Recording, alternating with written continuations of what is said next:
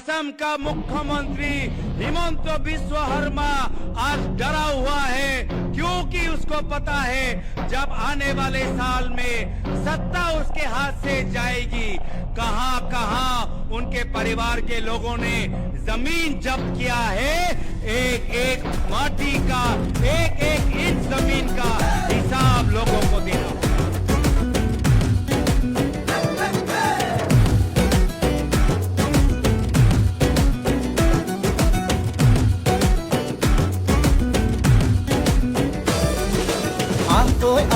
লগে ভাগে জাতিটো বচাবৰ সময় হ'ল, সহোদৰ ভাই মাই ভনী আই হাতে হাত ধৰিনো আগবাঢ়িব। তই মিলি জুলি নতুনৰ কথাবোৰ শুনিবৰ হ'ল, অসমীয়াই মুখনি চাই একতাৰ এনাজৰি বান্ধিবৰ হ'ল। এই প্ৰগতি আনিব কোনে, শান্তিৰ গান গাব কোনে, দুখীয়া নিচলাৰ দুখবোৰ আঁতৰাই হাঁহি জিলিকাব কোনে।